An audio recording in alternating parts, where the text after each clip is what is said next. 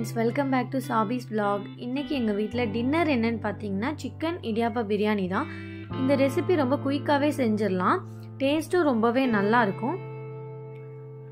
வீட்ல இருக்கக்கூடிய leftover இடியாப்பத்தை வச்சு தான் நாம செய்ய போறோம். வீடியோக்குள்ள போறதுக்கு முன்னாடி நீங்க இன்னும் நம்ம சேனலை subscribe பண்ணலனா மறக்காம subscribe பண்ணிக்கோங்க.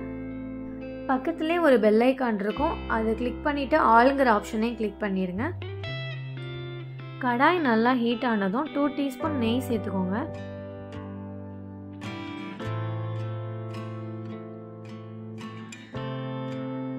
கூடவே 1 டீஸ்பூன் ஆயில் சேர்த்துக்கோங்க. கூடவே ஸ்பைசஸ் சேர்த்துக்கோங்க. நான் பே லீஃபும் கிராம்பும் தான் சேர்த்துருக்கேன். உங்களுக்கு என்ன ஸ்பைசஸ் வேணுமோ அதை சேர்த்துக்கோங்க. ஒரு பெரிய வெங்காயத்தை நல்லா சாப் பண்ணி இதில் ஆட் பண்ணியிருக்கேன். வெங்காயம் நல்லா கோல்டன் ப்ரௌன் ஆகிற வரைக்கும் அதை நல்லா வதக்கிக்கோங்க. கூடவே இதில் கொஞ்சமாக பச்சை மிளகாய் நான் கட் பண்ணி சேர்த்துருக்கேன்.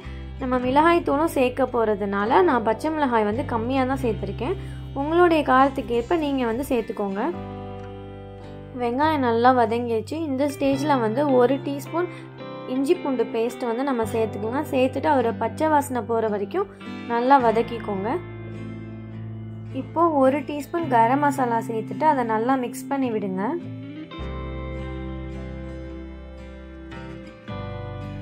உங்களுக்கு தேவையான அளவு உப்பு சேர்த்துக்கோங்க. நான் 1/2 டீஸ்பூன் உப்பு தான் சேர்த்துருக்கேன். இடியாப்பத்தில் ஏற்கனவே உப்பு இருக்கும், அதனால பார்த்துக்கிட்டு சேர்த்துக்கோங்க.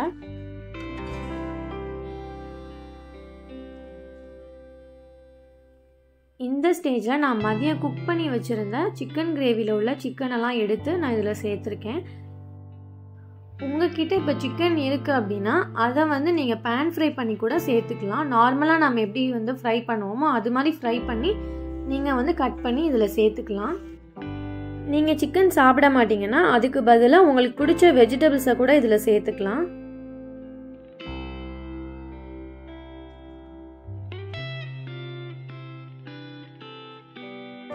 அது கூடவே நான் 2 ஸ்பூன் சிக்கன் கிரேவி சேர்த்துக்கிறேன். உங்களுக்கு வேணும்னா சேர்த்துக்கலாம், இல்லைனா ஸ்கிப் பண்ணிக்கலாம்.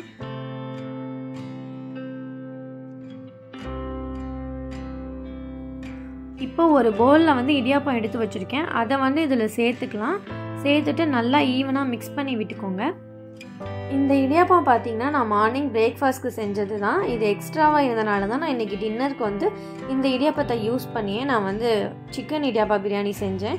சிக்கனுமே நான் மதியானம் கிரேவிலேருந்து எடுத்தது தான். நீங்கள் சிக்கன் கிரேவி வைக்கல அப்படின்னா நீங்கள் தனியாக சிக்கனை சின்னதாக கட் பண்ணி நார்மலாக எப்படி பேன் ஃப்ரை பண்ணுவோமோ அதே மாதிரி பண்ணிக்கோங்க. அவ்வளோதான், சிக்கன் இடியாப்பா பிரியாணி ரெடி ஆயிடுச்சு. நீங்களும் இந்த ரெசிபியை கண்டிப்பாக ட்ரை பண்ணி பாருங்கள்.